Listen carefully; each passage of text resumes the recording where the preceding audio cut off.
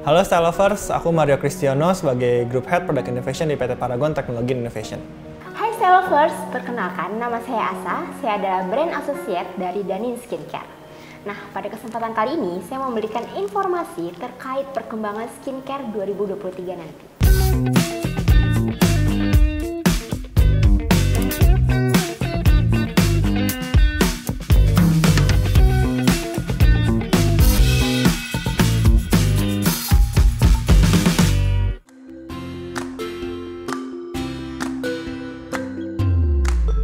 Nah ini yang bakal seru banget sih sebenarnya karena sunscreen itu kita ngelihat marketnya growth-nya cepet banget apalagi semenjak pandemi di tahun ini gitu.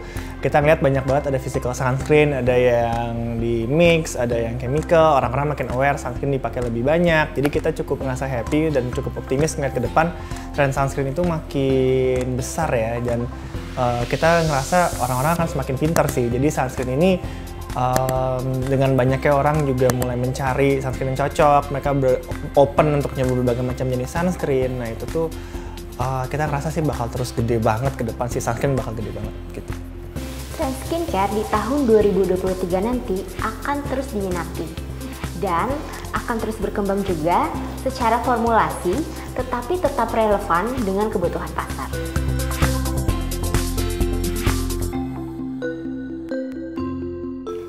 Menunjukkan 97% wanita Indonesia masih belum menyadari pentingnya penggunaan sunscreen. Hasil riset menunjukkan bahwa usia di bawah 30 tahun lebih menyadari pentingnya penggunaan sunscreen. Saat ini makin banyak brand yang melakukan inovasi untuk pengembangan produk sunscreen. Nah ini seru karena kalau kita pantau dari sosial media tuh kita sampai kaget sih jujur karena ada yang sampai ngebacain ini ingredients dia cari tahu bahan aktif apa yang bikin dia jadi sunscreennya apa, yang physical tuh apa. Jadi kita ngerasa sih ke depan makin smart, orang-orang makin bisa udah nggak bisa dibohong-bohongin deh. Kadang kan sempat dulu ada masalah, oh ternyata SPF tinggi, ternyata dia hasil ujinya tidak seperti itu. Nah jadi kita lihat ke depan tuh orang-orang kan lebih aware dari segi nggak cuma baca tapi juga bisa ngerasain. Jadi mungkin akan terbuild gitu ya sense bahwa wah sunscreen ini beneran nih SPF-nya tinggi, oh sunscreen ini kayaknya agak-agak mesti dicek ya kayaknya gitu, aku perlu riset lagi. Jadi tren sunscreen tuh makin kesana sih, orang-orang kan semakin ngerasa perlu. Jadi kita di pihak brand pun harus bisa proof bahwa sebenarnya sunscreen kita itu emang beneran telah teruji, sunscreen kita beneran dapetin SPF yang tertera gitu sih. Karena orang-orang makin percaya dan yang sangat-sangat menyenangkan adalah orang-orang semakin sering reapply sunscreen. Itu sangat-sangat bikin kita di brand pun happy gitu sih, oh, orang-orang juga peduli banget ya gitu, mau di indoor, di outdoor tuh pakai.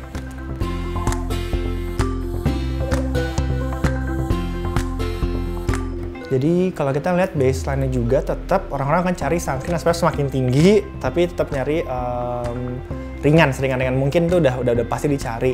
Cuma memang kalau dari segi teknologi kadang susah tuh bisa dapat resep yang tepatnya gitu ya. Jadi mungkin sih ke depannya kita lihat orang-orang masih mencari sunscreen yang ringan banget, SPF-nya tinggi. Mungkin kalau kita boleh tambahin carinya itu yang lebih broad spectrum. Karena kita kan makin banyak aktivitas di luar sekarang, polusi juga makin banyak. Jadi kita nyari sunscreen yang broad spectrum bisa ngelindunginnya tuh dari berbagai macam hal. Dan mungkin yang kedua kita lihat banyak format-format yang juga mungkin jadi menarik ya, kayak mungkin kita ada inovasi sunscreen stick yang itu cukup gampang banget, mau reapply gampang, mau dipakai buat keluar tinggal oles, bahkan even pakai ke badan pun juga bisa. Jadi format-format sunscreen juga akan terus makin bertambah ya. Kita juga lihat ada sunscreen spray juga makin seru sih gitu. Nah, untuk kulit berjerawat atau kombinasi, baiknya menggunakan sunscreen dengan jenis chemical atau hybrid sunscreen. Sebaliknya, untuk kulit kering dan sensitif bisa menggunakan sunscreen dengan jenis physical sunscreen. Nah, perlu diingat ya, minimal penggunaan sunscreen itu dengan SPF 30. Dilihat dari tren, physical sunscreen memiliki angka pencarian paling banyak. Meski demikian, chemical dan hybrid sunscreen bukan berarti tidak baik untuk digunakan ya. Hal ini didukung oleh artikel Alo Dokter di mana physical sunscreen menjadi pilihan yang baik karena minimnya resiko jangka panjang dari penggunaan. Kedua jenis sunscreen ini juga mampu melindungi kulit dari bahaya sinar matahari loh.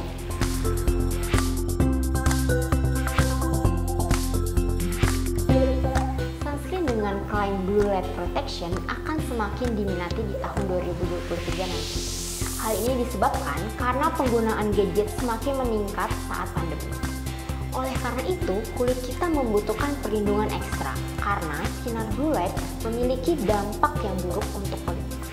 Mungkin akan nyambung dengan tren skincare pada umumnya. Kita ngelihat orang-orang itu banyak mencari sunscreen yang ada benefit skinnya gitu ya. Jadi kita lihat ada sunscreen yang ngasih efek benefit mencerahkan, anti-aging, atau bikin kulit lebih matte sehingga lebih bisa kontrol gitu sih. Jadi kita ngerasa ini akan ngikut dengan mayoritas orang-orang kita di Indonesia, which is lebih banyak mencarinya mencerahkan dan oily skin, jadi akan mencari yang bisa oil control gitu.